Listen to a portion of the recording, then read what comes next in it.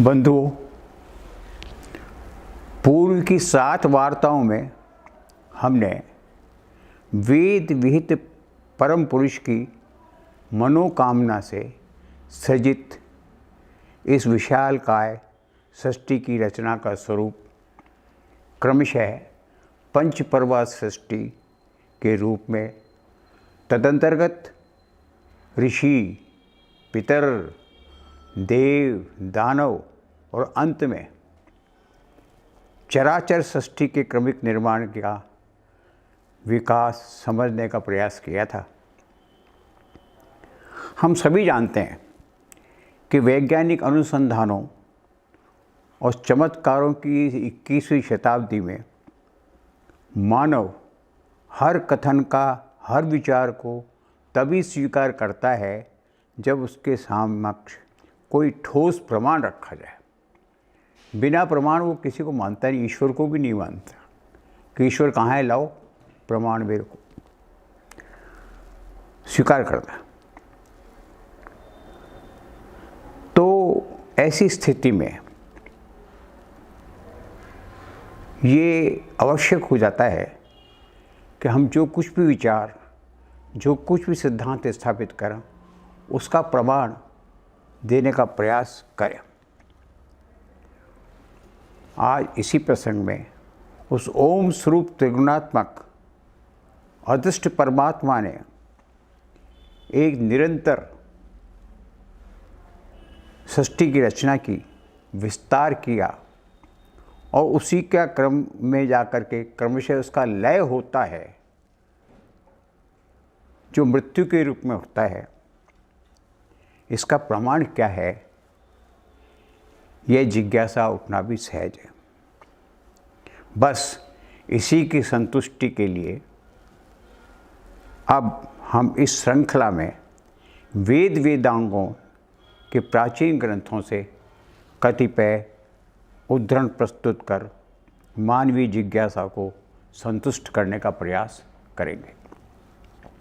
प्रस्तुत है परम पुरुष की प्रथम कामना का समझिए आप, और निश्वास से उत्पन्न ऋग्वेद का परिचय। लोक प्रचलित भ्रांतियों के अनुसार कुछ विद्वान वेद को पौरुषेय मानते हैं कि पुरुष द्वारा रचित है, जबकि सत्यार्थी और यथार्थदृष्टा उसको अपौरुषेय मानते हैं। आज हम आपके समक्ष इस तत्व को सप्रमाण उद्घाटित करने का प्रयास करेंगे कि वस्तुतः ऋग्वेद ही एकमात्र अपौरुषेय ईश्वरी वाणी है, क्योंकि वे परमात्मा निर्मित देव शक्तियों का उसमें वर्णन है, जिसे सर्वप्रथम ऋषियों ने देखा। इसीलिए कहते हैं कि ऋषि दृष्टा थे। तो इस संदर्भ में ऋग्वेद क्या है फिर? सीधा सा उत्तर है कि विभिन्न देव शक्तियों का स्वरूप वर्णन और क्रियाकलापों का चमत्कार। ये देव भी मूलतः 3 वर्ग के हैं, बटे हुए हैं। भूस्थानी पृथ्वी के देव, अंतरिक्ष स्थानीय देव और व्योम स्थानीय देव, जिन्हें ऋषियों ने सृजन के बाद देखा। इनका सृजन करने वाले भी, जैसा कि हमने पहले बताया, वो ऋषि ही थे, और इनका अवलोकन करने वाले भी बाद में ऋषि ही थे। इसीलिए कहा गया है ऋषियों मंत्र दृष्टारः, ऋषियों मंत्र सृष्टारः। देखने वाले भी वही हैं, सृष्टा रचने वाले भी वही हैं। इसके उपरांत अगली पीढ़ियों में जिन ऋषियों ने उनको देखा, वे तीसरी श्रेणी के ऋषि थे, जो उस रचयिता के अपौरुषेय रूप को पौरुषेय रूप में देखने लगे। अर्थात जिन्होंने देखा समझा और अपनी भाषा में उतारा। तो यहाँ तक पहुँचते पहुँचते जो ऋग्वेद अपौरुषेय था अवस्था और तत्ववेद था, वही अपौरुषेय ऋषि दृष्टवाणी आकर के शब्दवेद बन गया। कहने का तात्पर्य है कि ईश्वर प्रणीत वाणी ऋग्वेद है और उसका रूपांतर शब्दवेद है, जिस शब्दवेद को आगे जाके ऋषियों ने अपनी वाणी में उतारा और लिखा। यह सत्य स्वीकार करना चाहिए। परमात्मा रचित सृष्टि का मूल स्वरूप अन्यथा रूप से कौन समझ सकता है। अब मैं अपने कथन के प्रमाण में ऋग्वेद का ही एक मंत्र उद्धृत करूँगा। ऋग्वेद के दशम मंडल में के 129वें सूक्त में छठे और सातवां मंत्र कहता है, कै अध्वा वेदे, कौन समझ सकता है। कह ही प्रवोचत, कोई समझ नहीं सकता तो बता भी कौन सकता है। कुतः आया जाता एवं इतम सृष्टि, ये सृष्टि रचना हुई तो कैसे हुई, कोई जानता ही नहीं है तो बताएगा क्या। अर्वाग देवा, बोले देवता, वो अर्वाग देवा आशय विसर्जनी, जिसका निर्माण हुआ तो देवता भी नहीं थे, तो उनके कथन को भी आप इसका प्रमाण नहीं मान सकते।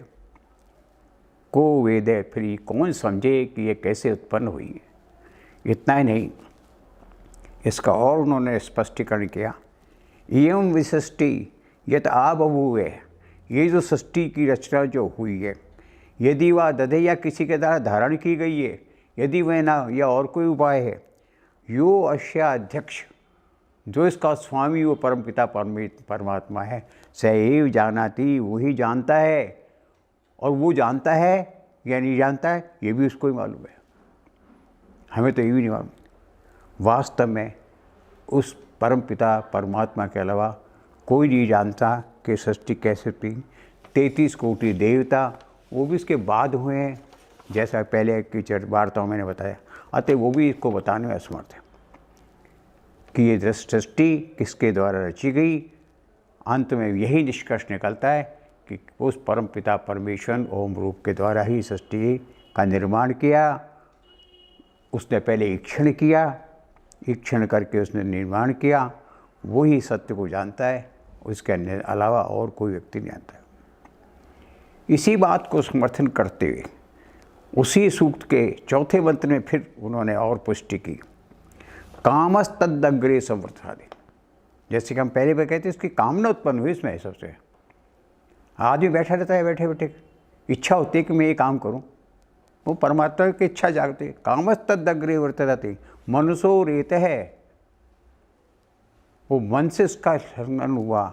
ये सबसे पहले मन में उसके जो विचार उत्पन्न हुआ, वही उसका प्रथम स्खलन था।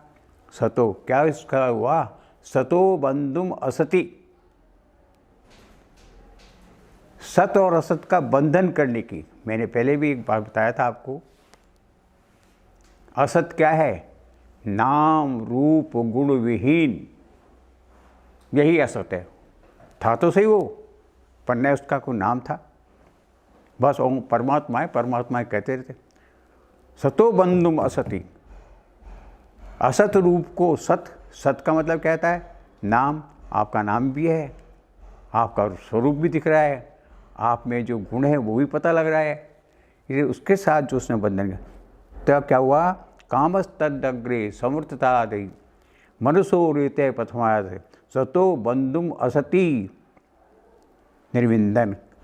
क्या, हृदय प्रतिशय का, हमारे जो शास्त्रज्ञ हैं, जो ऋषि हैं, कवि हैं, इस बात का समर्थन करते हैं कि उसी में कामना हुई, कामना से ही उसने सारी सृष्टि की उत्पत्ति की।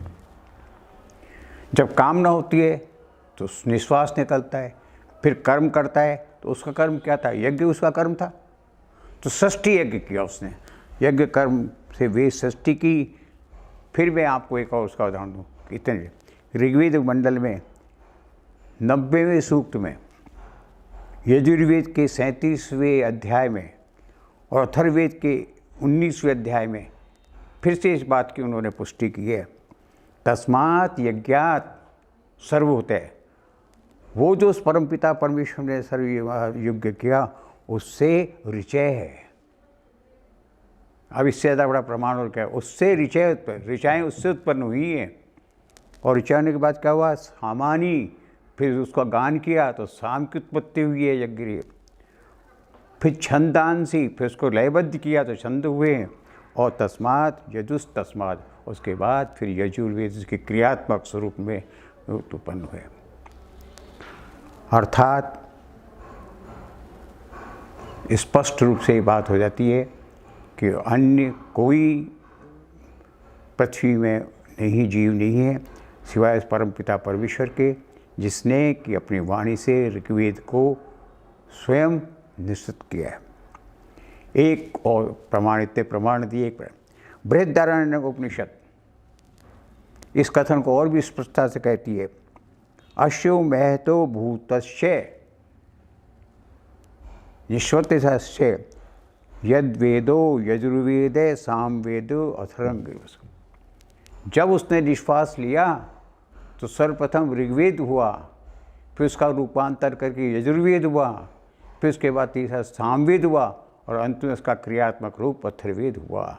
ये तो वेद और उपनिषद के इन प्रमाणों से स्वतः स्पष्ट है कि ऋग्वेद का निर्माता ऋग्वेद अपौरुषेय हैं। एकमात्र लोग विद्वान लोगों को सहमत हो न हो इससे मुझे कोई फर्क नहीं पड़ता, लेकिन मैं दृढ़तापूर्वक कह सकता हूँ कि एकमात्र इस सृष्टि में कोई कृति है परमात्मा की तो ऋग्वेद है, बाकी सब उसके रूपांतर हैं। एक सत्ता परम ने अनिर्वचनीय ने परम ब्रह्म ने पश्चातवर्ती विद्वानों ने अनेक रूप में उसको पहचाना और भिन्न भिन्न नाम दिए। स्वयं ऋग्वेद में कहा है, ऋग्वेद का ही फिर एक मंत्र और बताता हूँ, एकम सद्विप्रा बहुधा वदन्ति। वह एक था, उसको ही आप अपने तरीके से कहिए।